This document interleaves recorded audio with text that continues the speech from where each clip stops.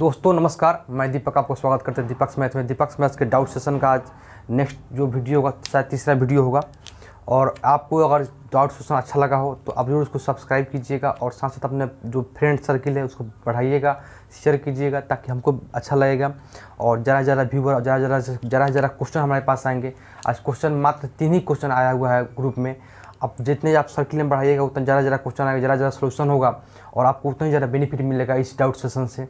आइए बढ़ते हैं नेक्स्ट क्वेश्चन की तरफ।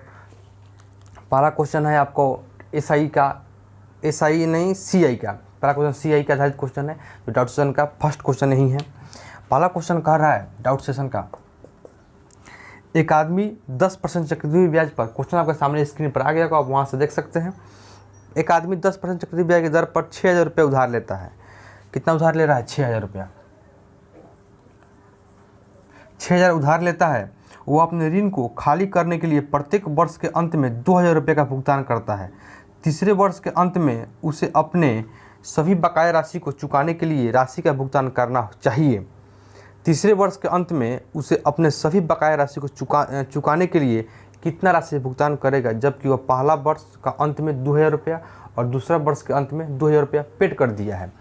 अच्छा, पहला वर्ष के अंत में 10% रेट कितना है? इस रेट आपका प्रिंसिपल होगा, प्रिंसिपल है। रेट कितना परसेंट है? रेट है आपका 10% वार्षिक। और टाइम कितना दिया है? टाइम दिया है 3 इयर्स। लेकिन हमको इस पर कम ध्यान देना है, ज़्यादा ध्यान देना है कुछ कॉन्सेप्ट पर। कॉन्सेप्ट नया कॉन्सेप्ट, अच्छा कॉन्सेप्ट है। आइए इसको देखते हैं। 6000 रुपया है और 6000 रुपया है, इस पर 10% ब्याज दे रहा है पहला वर्ष। पहला वर्ष 10% ब्याज का मतलब हुआ 0 से 0 जाएगा 600 रुपया। कितना ब्याज आया फर्स्ट वर्ष का? फर्स्ट वर्ष का CI आया, फर्स्ट ईयर का CI आया 6000 रुपया। लेकिन अगर 6000 रुपये CI आया तो फर्स्ट साल में अगर वह पूरा पेड करता तो 6000 और 600 यानी 6600 रुपये पेड करता, अगर वह पूरा दिन चुकता करना चाहता है तो। लेकिन उस व्यक्ति ने सिर्फ 2000 रुपया ही पेड किया, पहला वर्ष सिर्फ 2000 ही पेड किया। अगर 6600 पेड करता तो फाइनल होता, लेकिन पहला वर्ष के बाद 2000 पेड किया। 2000 पेड करने से 600 तो उसका कम होगा SI CI, 600 CI चुकाएगा और तो कितना बचेगा? 1400 रुपया। और 1400 CI के अलावा जो 1400 रुपया बचा वो 1400 उसके मूलधन में से कम होगा, वो 1400 उसके मूलधन में से कम होगा। अगर 6000 में से 1400 घटाइएगा, 1400 घटाइएगा तो आएगा इधर आपके पास 4600। और ये जो 4600 है ये फिर एक प्रिंसिपल के रूप ले लेगा। अगर प्रिंसिपल सेम नहीं, प्रिंसिपल बार बार बदलता है क्योंकि हर वर्ष हर एक साल बाद 2000 दे रहा है। 2000 में से कुछ ब्याज कटेगा और कुछ उसका जो मूलधन है उसमें से कटेगा, कुछ मूलधन है उसमें से कटेगा। प्रिंसिपल बना आप 4600 रुपया। अब 4600 पूर्ण प्रिंसिपल हुआ तो अब फिर प्रिंसिपल बना इसका 4600। अब 4600 पर 10% ब्याज चलेगा। अब ब्याज चलेगा 4600 पर 10% हटेगा, 2 जीरो आएगा, 1 0 से 1 0 और 1 0 से। अब यह कितना ब्याज आया 4600 पर? 460 रुपये ब्याज आया। 460 रुपये ब्याज आया 4600 पर। और जमा कितना किया? अब फिर जब सेकेंड ईयर गया वो लास्ट में तो जमा कर दिया फिर 2000 रुपया।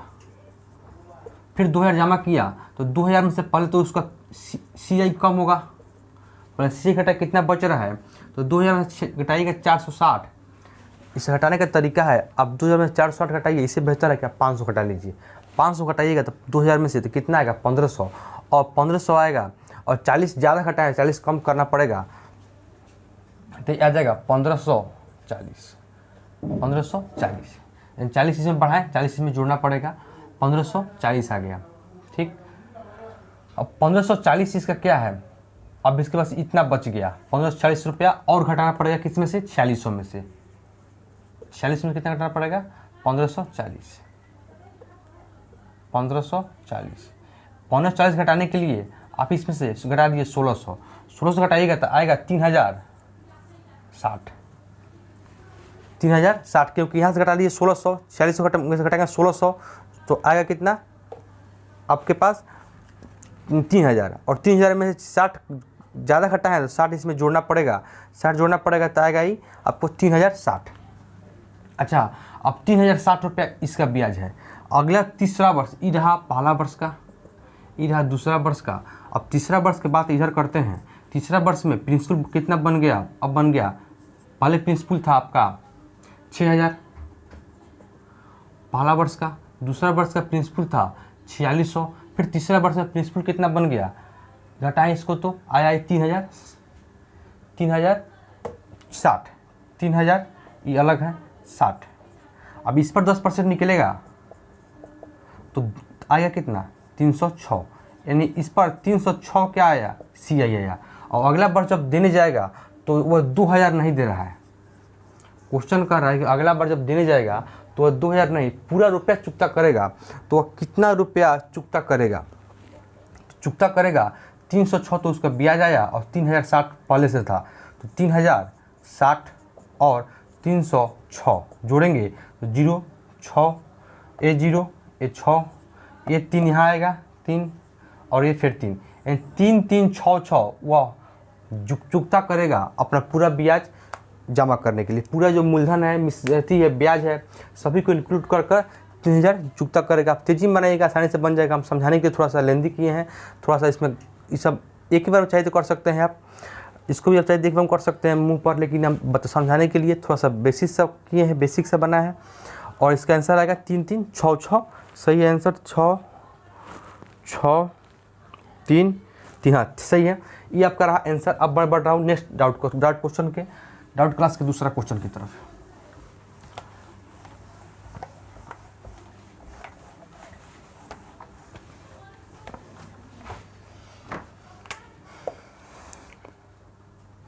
अगला क्वेश्चन है दो संख्याएं 32% और 20% तीसरी संख्या से कम है। मान लीजिए पहला संख्या यहाँ है, दूसरा संख्या यहाँ है, तीसरा संख्या यहाँ है। दो संख्याएं तीसरी संख्या मान लीजिए 100% क्या 100 मान लीजिए तीसरी संख्या 100।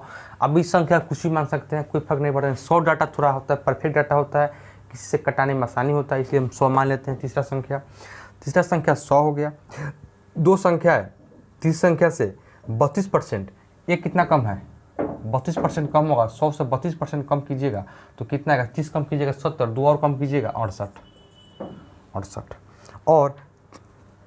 और ये संख्या 20% कम है, 20% कम होगा।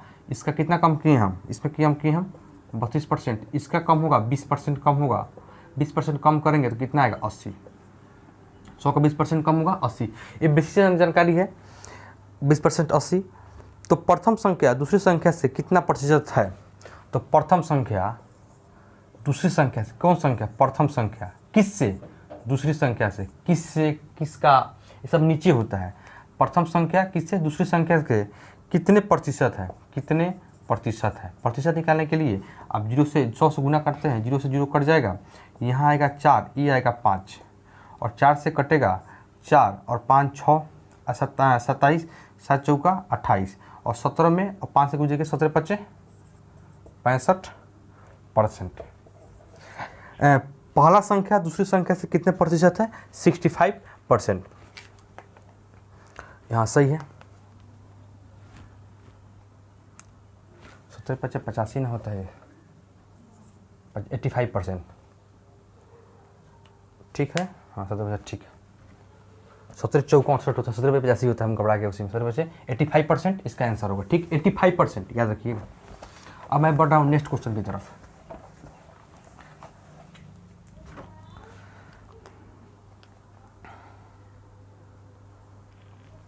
नेक्स्ट क्वेश्चन कह रहा है एक दिए गए समकोण त्रिभुज में, त्रिभुज ABC में, अगला क्वेश्चन है एक समकोण त्रिभुज ABC में,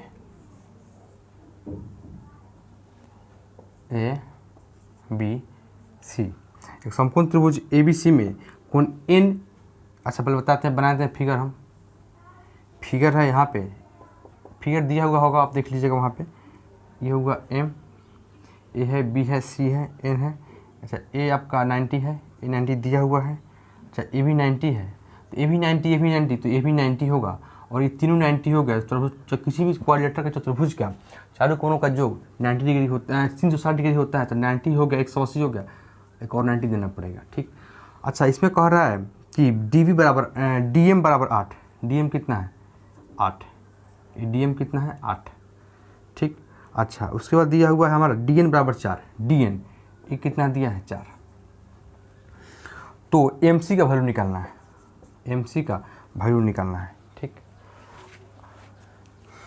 अगर चारों साइड का एंगल, जो एंगल है चारों एंगल वो 90 डिग्री है, लेकिन साइड अलग अलग है और चारों साइड समान होता तो स्क्वायर का फॉर्म होता। अगर चारों साइड स्क्वायर का रूल है, स्क्वायर का रूल है कि ए भी 90, ए भी 90, ए भी 90, ए भी 90 और सभी साइड आपस में इक्वल। लेकिन क्वाड्रेटर यानी आयत का रेक्टेंगल का प्रॉपर्टी है कि चारों साइड तो 90 होगा ही होगा, लेकिन आमने सामने की भुजाएं आपस में बराबर होगी। ये रेक्टेंगल का प्रॉपर्टी है और ये स्क्वायर का प्रॉपर्टी है। आयत कहता है कि चारों भुजाओं का कोण होता है वो 90 डिग्री होता है, लेकिन आमने सामने की भुजाएं आपस में बराबर होती है। और स्क्वायर कहता है, ये स्क्वायर है और ये आयत है, मान लीजिए रेक्टेंगल। आयत कहता है कि चारों कोण तो 90 डिग्री होगा, लेकिन आमने सामने भुजाएं बराबर होगी, इसके चारों साइड बराबर होगी। और ये 4 है तो यहाँ पे 90 डिग्री तो है, लेकिन आमने सामने की भुजाएं बराबर होगी, क्योंकि चारों कोण 90 है और भुजाएं समान नहीं है, आमने सामने की भुजाएं बराबर। ये 4 तो ये भी कितना होगा, खैर 8। अब ये 90 है, ये 90 हम लेते हैं ब्लैक पेन, ये 90 है। तो अब बताइए एक चीज़ हमको यहाँ बता समझाते हैं। और कोई भी ऐसा एंगल है, अगर यहाँ 90 बन रहा है, 90 बन रहा है, अगर यहाँ से कोई साइड ड्रॉ हो, इसमें से सट कर साइड ड्रॉ हो और इस लाइन को ऊपर बढ़ाइए और इस लाइन को इधर कीजिए, तो यहाँ 90 है तो यहाँ भी 90 बनेगा शीर्षाभिमुख कोण से, क्योंकि आमने सामने ऊपर नीचे नहीं, आपको शीर्षाभिमुख कोण इधर 90 तो इधर 90। अच्छा, इधर भी 90 होगा और इधर भी, ये सभी पार्ट 90 होगा, क्योंकि या किसी भी सेंटर पर 380 डिग्री कोण बनता है। और बीच से कोई लाइन ड्रॉ कीजिएगा सामने तो ये बन जाएगा आपका 45, 90 का था 45 और ये भी बन जाएगा 45। उसी प्रकार ये भी बन जाएगा 45 और ये भी बन जाएगा आपका 45, ये भी बन जाएगा 45 और दोनों से दोनों एंगल 45 बन जाएगा। उसी प्रकार यहाँ पर है, अगर ये 90 है तो इधर भी 90 बनेगा, तो ये कितना बनेगा मेरा 45, तो इधर भी कितना बनेगा 45 और इधर 45 90 और एक यहाँ पर लाइन ड्रॉ होगा, ये भी 90, यानी 380 डिग्री 360 डिग्री कोण आपका बन जाएगा। अच्छा, ये 45 है तो ये 90 है, त्रिभुज के तीनों कोणों का योग होता है 180 डिग्री। अच्छा, एक 90 हो गया, एक 45 हो गया, तो इसको भी 45 होना मजबूरी हो गया, ये भी 45 अपना होगा। अब कोई भी साइड, कोई भी एंगल अगर आमने सामने बराबर हो, उसके साइड भी आमने सामने बराबर होंगे। अगर ये 45 के सामने 8 है तो इस 45 के सामने भी कितना होगा, 8 होगा। कितना होगा, 8 होगा। उसी प्रकार ये भी समझा देते हैं, पूछा नहीं है। अगर ए एन निकालना हो, ए निकालना हो और ये 45 है तो यहाँ 90 तो यहाँ भी 90 हो, क्योंकि किसी भी लाइन पर 180 डिग्री का कोण बनता है, 180 डिग्री कोण बनता है। ए 90, अगर इसके सामने ये 45 है, सॉरी, अगर इस 45 ये 45 हो गया तो ये भी 45 हो जाएगा। अगर इसके सामने 4 है तो इसके सामने भी क्या होगा, 4 होगा। यानी MC का वैल्यू 8 और AN का वैल्यू कितना होगा, 4। मुझसे पूछा क्या है MC का वैल्यू कितना होगा, 8। यहाँ तक आप समझ चुके और आपको अच्छा लगा हो तो ज़रूर इसको शेयर कीजिए और अपने फ्रेंड सर्कल में बताइए इस मेरे चैनल के बारे में, और आप मेरे सपोर्ट करते रहिए ऐसे ही, और आप वीडियो में बने रहें।